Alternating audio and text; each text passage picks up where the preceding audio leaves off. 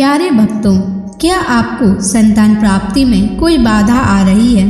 क्या आप चाहते हैं कि आपका पुत्र एक तेजस्वी और स्वस्थ संतान हो? क्या आपके संतान जन्म के बाद बार बार स्वास्थ्य समस्याएं हो रही हैं? तो आपको शनि महाराज का इस मंत्र का जाप अवश्य करना चाहिए, क्योंकि यह मंत्र बहुत ही शक्तिशाली और अचूक मंत्र है।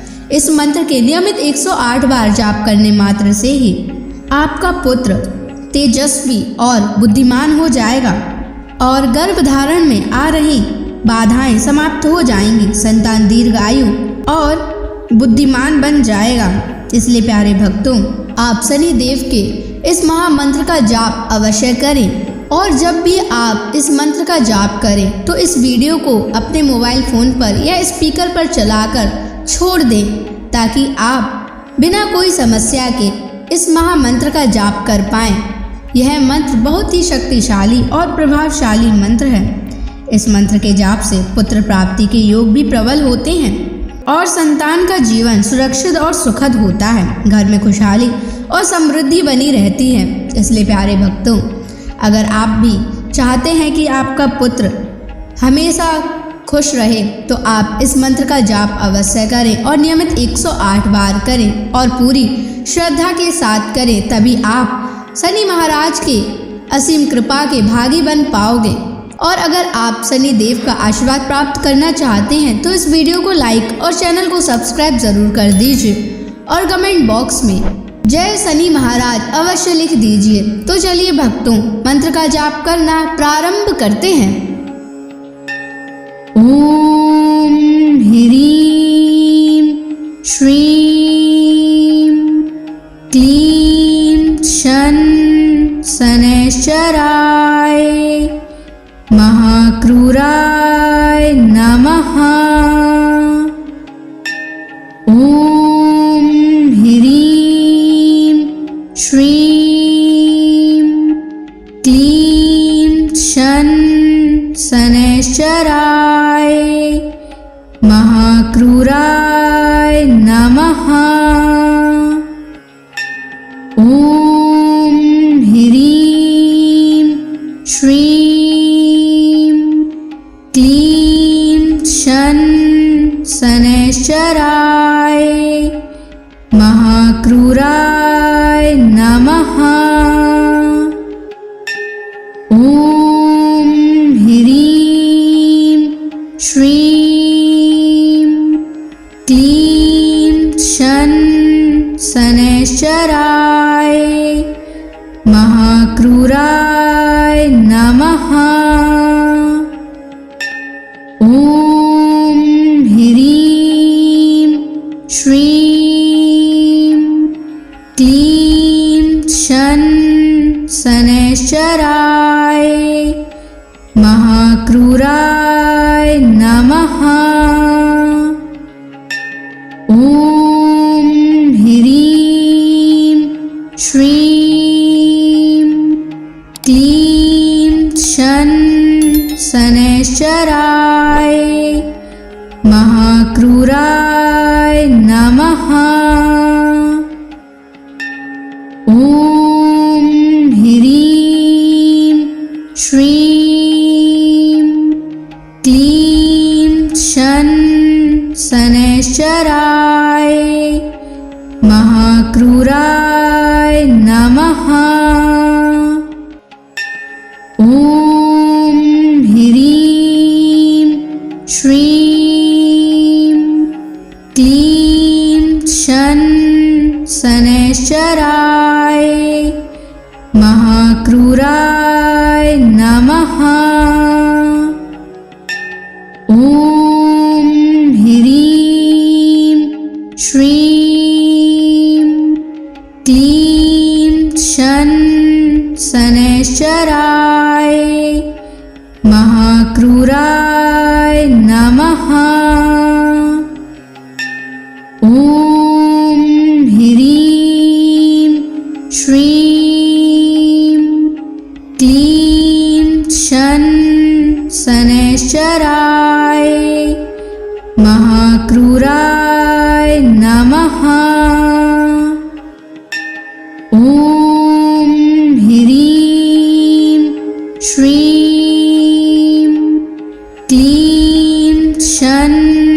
शनैश्चराय महाक्रूराय नमः।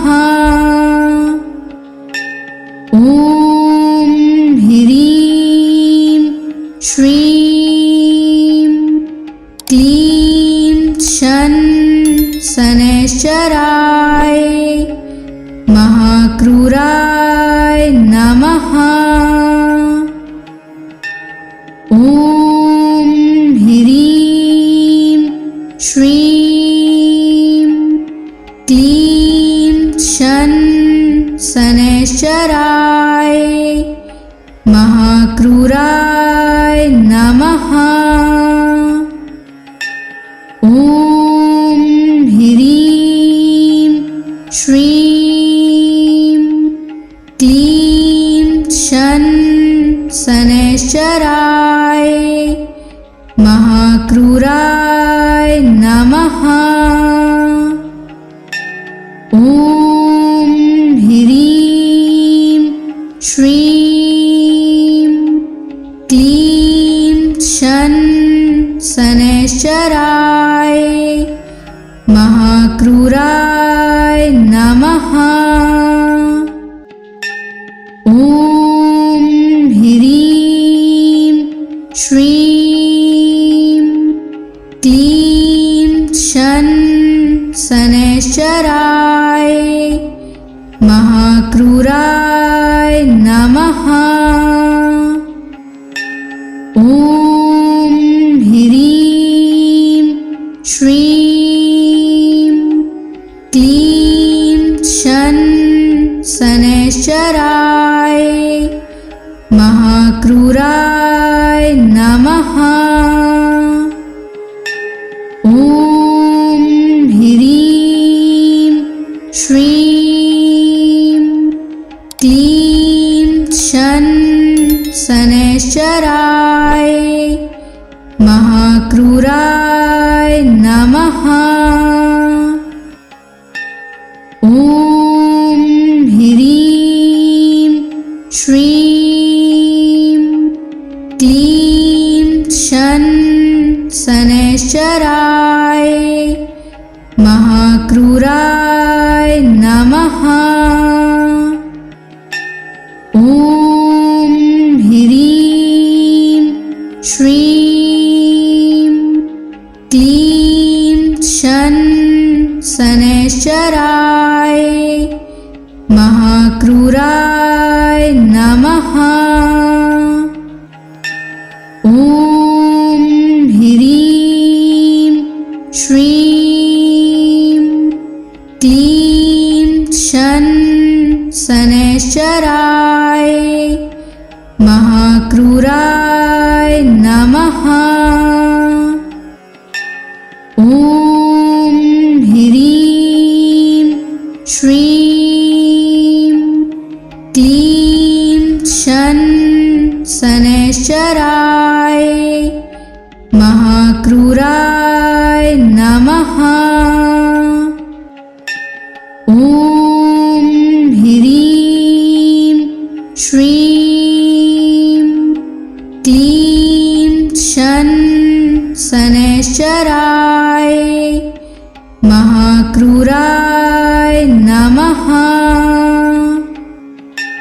ॐ ह्रीं श्रीं क्लीं शनैश्चराय महाक्रूराय नमः। ॐ ह्रीं श्रीं क्लीं शनैश्चराय महाक्रूराय नमः। ॐ ह्रीं श्रीं क्लीं शनैश्चराय महाक्रूराय नमः। ॐ ह्रीं श्रीं क्लीं शनैश्चराय महाक्रूराय नमः। ॐ ह्रीं श्रीं क्लीं शन शनैश्चराय महाक्रूराय नमः। ॐ ह्रीं श्रीं क्लीं शन शनैश्चराय महाक्रूराय नमः। ॐ ह्रीं श्रीं क्लीं शन शनैश्चराय महाक्रूराय नमः। ॐ ह्रीं श्रीं क्लीं शन शनैश्चराय महाक्रूराय नमः। ॐ ह्रीं श्रीं क्लीं शन शनैश्चराय महाक्रूराय नमः। ॐ ह्रीं श्रीं क्लीं शन शनैश्चराय महाक्रूराय नमः। ॐ ह्रीं श्रीं क्लीं शन शनैश्चराय महाक्रूराय नमः। ॐ ह्रीं श्रीं क्लीं शन शनैश्चराय महाक्रूराय नमः। ॐ ह्रीं श्रीं क्लीं शन शनैश्चराय महाक्रूराय नमः। ॐ ह्रीं श्रीं क्लीं शन शनैश्चराय महाक्रूराय नमः। ॐ ह्रीं श्रीं क्लीं शन शनैश्चराय महाक्रूराय नमः। ॐ ह्रीं श्रीं क्लीं शन शनैश्चराय महाक्रूराय नमः। ॐ ह्रीं श्रीं क्लीं शन शनैश्चराय महाक्रूराय नमः। ॐ ह्रीं श्रीं क्लीं शन शनैश्चराय महाक्रूराय नमः। ॐ ह्रीं श्रीं क्लीं शन शनैश्चराय महाक्रूराय नमः। ॐ ह्रीं श्रीं क्लीं शन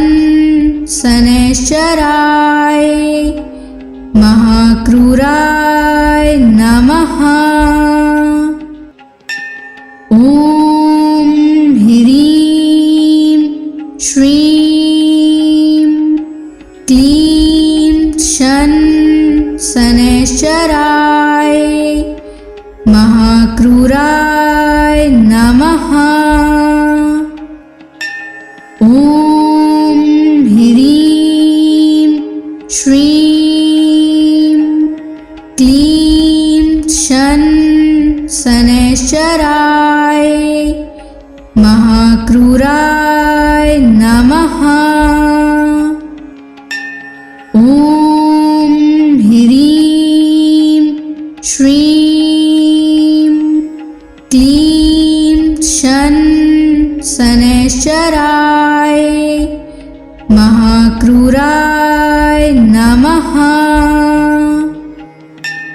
ॐ ह्रीं श्रीं क्लीं शन शनैश्चराय महाक्रूराय नमः।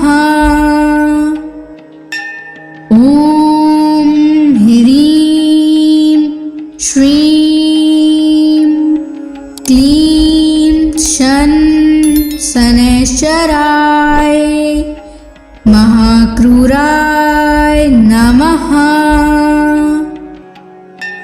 ॐ ह्रीं श्रीं क्लीं शन शनैश्चराय महाक्रूराय नमः। ॐ ह्रीं श्रीं क्लीं शन शनैश्चराय महाक्रूराय नमः। ॐ ह्रीं श्रीं क्लीं शन शनैश्चराय महाक्रूराय नमः। ॐ ह्रीं श्रीं क्लीं शन शनैश्चराय महाक्रूराय नमः। ॐ ह्रीं श्रीं क्लीं शन शनैश्चराय महाक्रूराय नमः। ॐ ह्रीं श्रीं क्लीं शन शनैश्चराय महाक्रूराय नमः। ॐ ह्रीं श्रीं क्लीं शन शनैश्चराय महाक्रूराय नमः। ॐ ह्रीं श्रीं क्लीं शन शनैश्चराय महाक्रूराय नमः। ॐ ह्रीं श्रीं क्लीं शन शनैश्चराय महाक्रूराय नमः। ॐ ह्रीं श्रीं क्लीं शन शनैश्चराय महाक्रूराय नमः। ॐ ह्रीं श्रीं क्लीं शन शनैश्चराय महाक्रूराय नमः। ॐ ह्रीं श्रीं क्लीं शन शनैश्चराय महाक्रूराय नमः। ॐ ह्रीं श्रीं क्लीं शन शनैश्चराय महाक्रूराय नमः। ॐ ह्रीं श्रीं क्लीं शन शनैश्चराय महाक्रूराय नमः। ॐ ह्रीं श्रीं क्लीं शन शनैश्चराय महाक्रूराय नमः। ॐ ह्रीं श्रीं क्लीं शन शनैश्चराय महाक्रूराय नमः। ॐ ह्रीं श्रीं क्लीं शन शनैश्चराय महाक्रूराय नमः। ॐ ह्रीं श्रीं क्लीं शन शनैश्चराय महाक्रूराय नमः। ॐ ह्रीं श्रीं क्लीं शन शनैश्चराय महाक्रूराय नमः। ॐ ह्रीं श्रीं क्लीं शन शनैश्चराय महाक्रूराय नमः।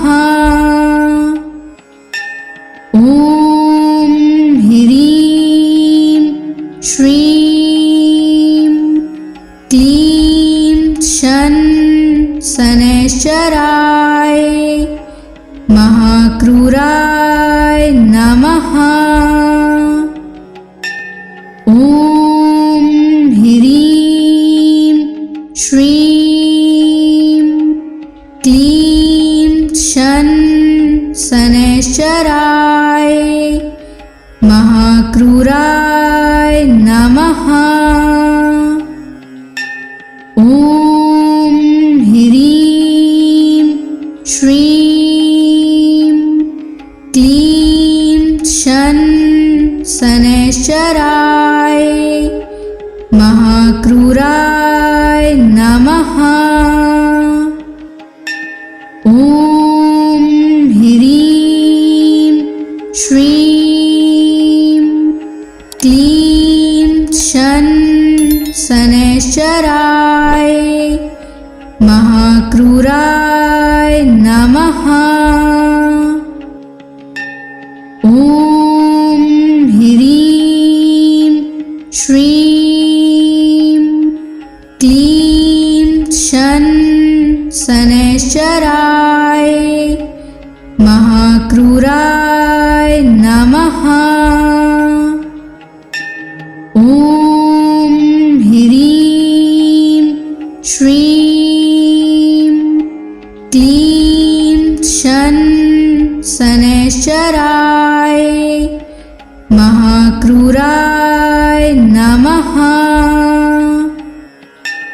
ॐ ह्रीं श्रीं क्लीं शन शनैश्चराय महाक्रूराय नमः।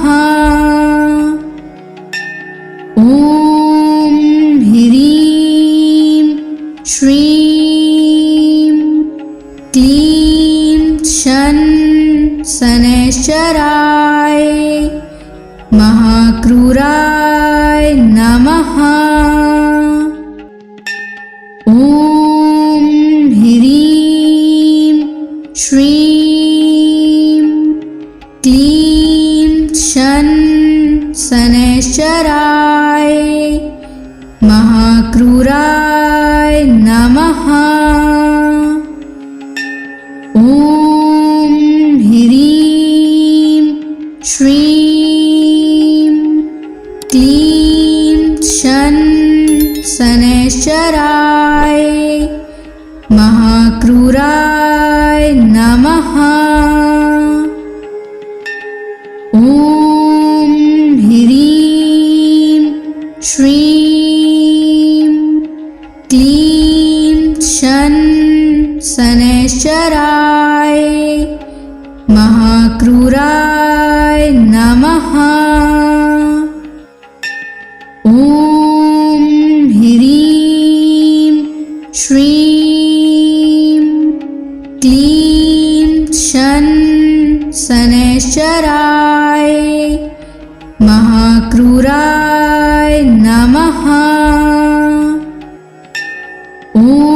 ॐ ह्रीं श्रीं क्लीं शन शनैश्चराय महाक्रूराय नमः। ॐ ह्रीं श्रीं क्लीं शन शनैश्चराय महाक्रूराय नमः।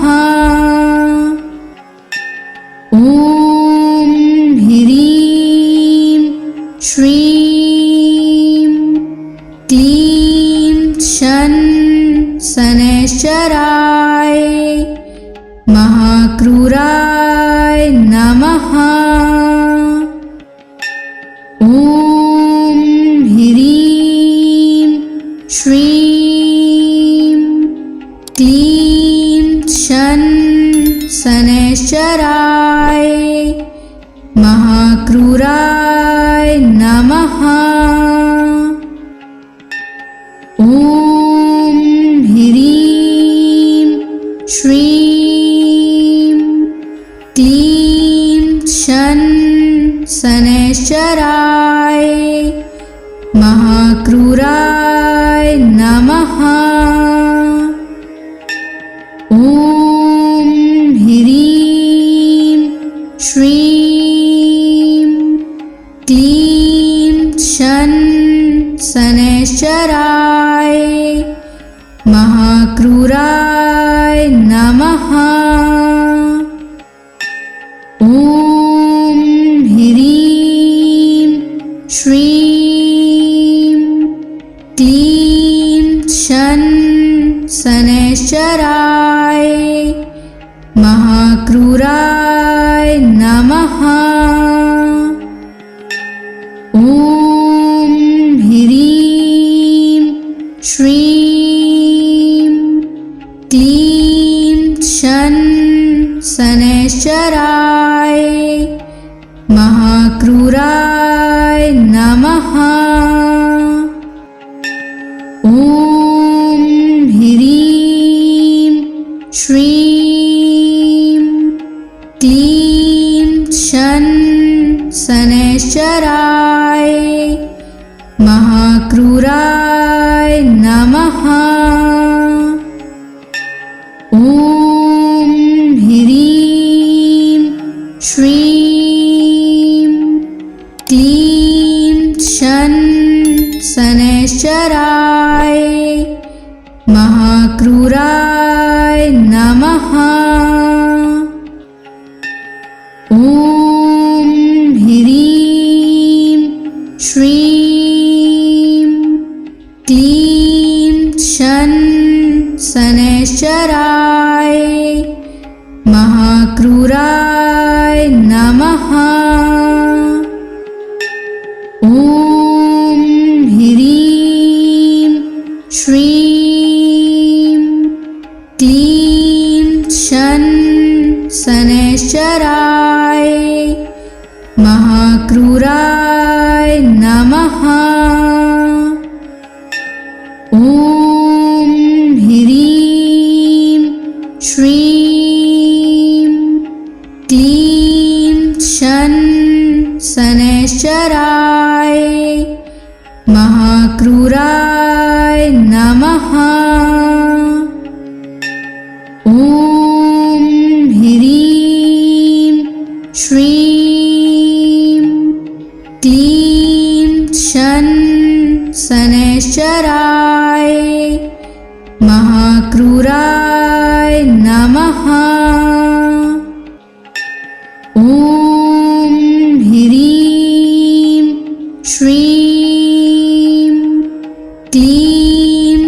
शन शनैश्चराय महाक्रूराय नमः। ॐ ह्रीं श्रीं क्लीं शन शनैश्चराय महाक्रूराय नमः। ॐ ह्रीं श्रीं क्लीं शन शनैश्चराय महाक्रूराय नमः। ॐ ह्रीं श्रीं क्लीं शन शनैश्चराय महाक्रूराय नमः। ॐ ह्रीं श्रीं क्लीं शन शनैश्चराय महाक्रूराय नमः। ॐ ह्रीं श्रीं क्लीं शन शनैश्चराय महाक्रूराय नमः। ॐ ह्रीं श्रीं क्लीं शन शनैश्चराय महाक्रूराय नमः। ॐ ह्रीं श्रीं क्लीं शन शनैश्चराय महाक्रूराय नमः। ॐ ह्रीं श्रीं क्लीं शन शनैश्चराय महाक्रूराय नमः।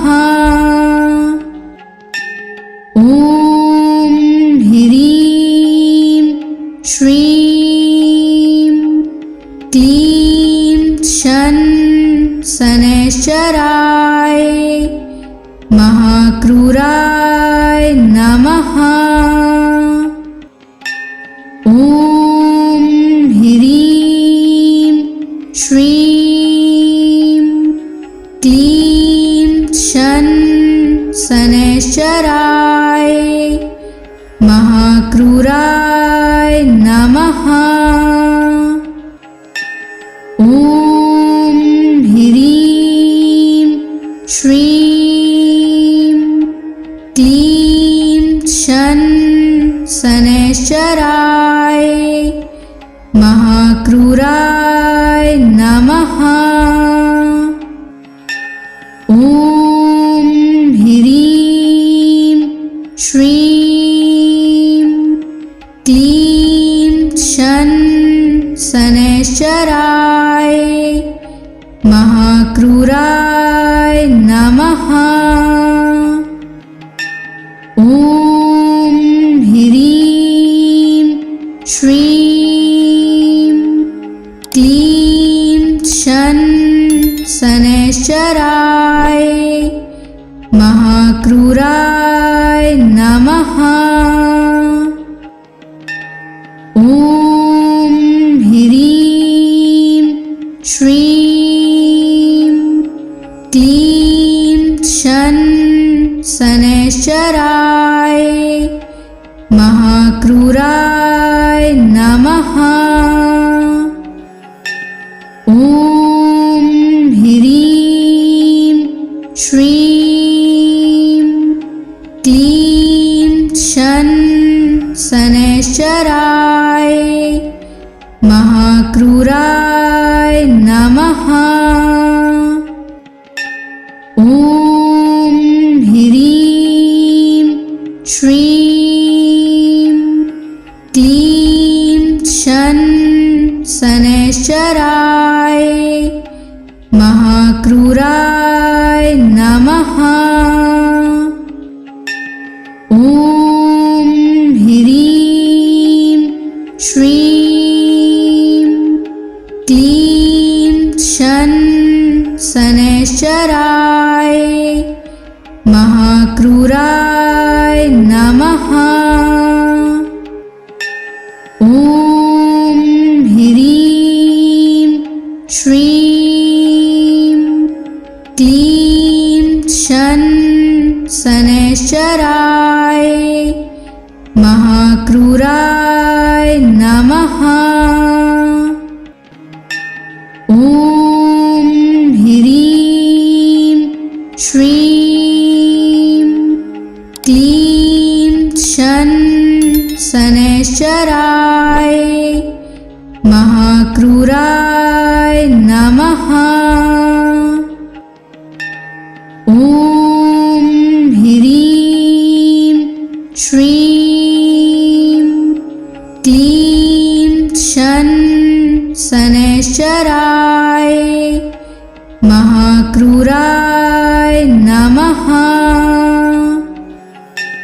ॐ ह्रीं श्रीं क्लीं शन शनैश्चराय महाक्रूराय नमः। ॐ ह्रीं श्रीं क्लीं शन शनैश्चराय महाक्रूराय नमः।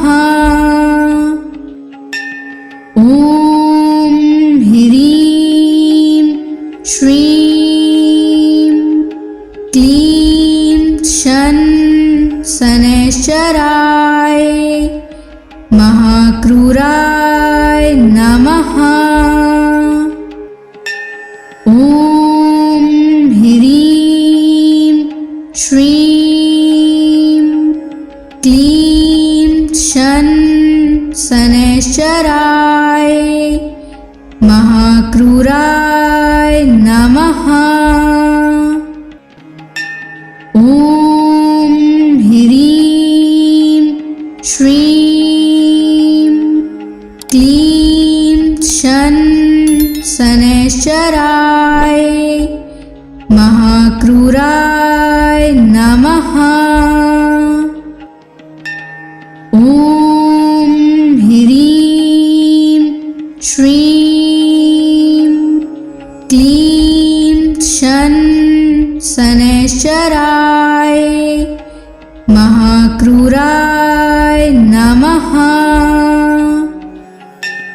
ॐ ह्रीं श्रीं क्लीं शन शनैश्चराय महाक्रूराय नमः। ॐ ह्रीं श्रीं क्लीं शन शनैश्चराय महाक्रूराय नमः। ॐ ह्रीं श्रीं क्लीं शन शनैश्चराय महाक्रूराय नमः। ॐ ह्रीं श्रीं क्लीं शन शनैश्चराय महाक्रूराय नमः। ॐ ह्रीं श्रीं क्लीं शन शनैश्चराय महाक्रूराय नमः। ॐ ह्रीं श्रीं क्लीं शन शनैश्चराय महाक्रूराय नमः। ॐ ह्रीं श्रीं क्लीं शन शनैश्चराय महाक्रूराय नमः।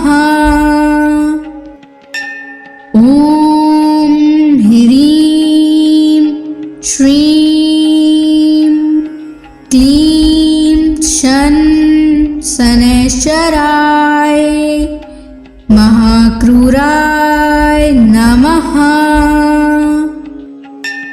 ॐ ह्रीं श्रीं क्लीं शन शनैश्चराय महाक्रूराय नमः।